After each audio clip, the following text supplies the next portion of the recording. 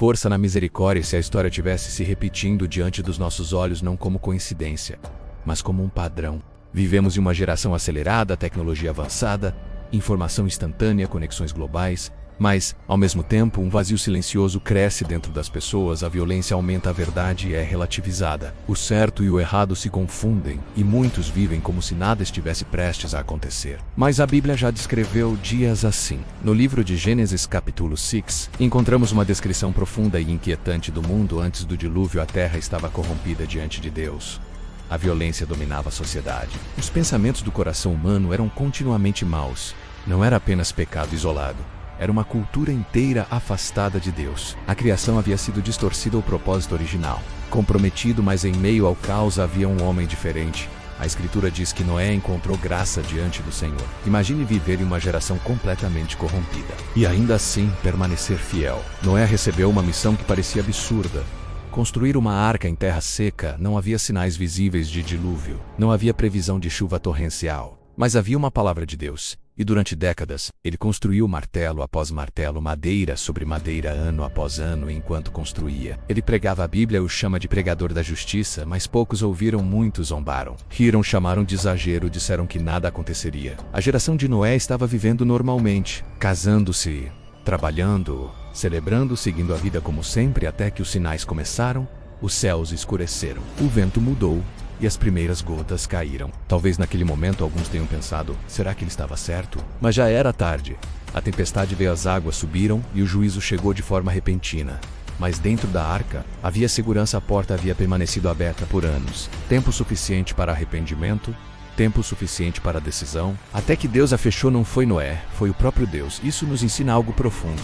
A graça tem um tempo. A paciência divina é longa menos, mas não infinita. Séculos depois, Jesus fez uma declaração que ecoa até hoje. Ele disse: assim como foi nos dias de Noé, também será na vinda do Filho do Homem. Jesus não comparou apenas a violência. Ele comparou a indiferença. As pessoas estavam vivendo normalmente, completamente alheias ao que estava prestes a acontecer, e talvez este seja o maior paralelo com nossos dias. Hoje, a humanidade vive distraída entre redes sociais, entretenimento constante, ambições pessoais e correria diária. Poucos param para refletir sobre a eternidade. Vivemos conectados com o mundo, mas desconectados do espiritual. A frieza espiritual talvez seja o sinal mais silencioso. A Bíblia também diz que nos últimos dias haveria pessoas amantes de si mesmas, arrogantes, sem afeição natural, com aparência de piedade, mas negando o poder. Isso soa familiar. Não estamos falando de medo, estamos falando de discernimento.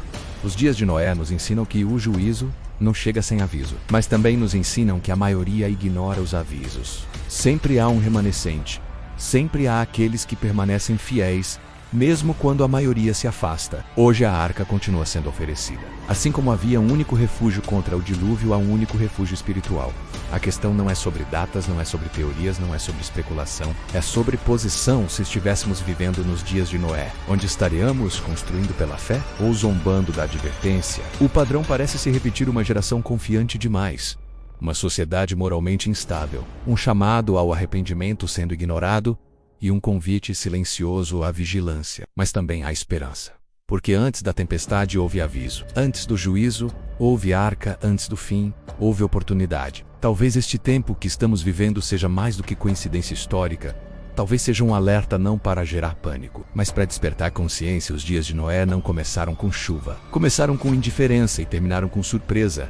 A pergunta final não é quando isso acontecerá novamente. A pergunta é: estamos atentos? Estamos espiritualmente despertos? Ou apenas seguindo o fluxo da multidão? O padrão está diante de nós, mas a decisão continua sendo pessoal.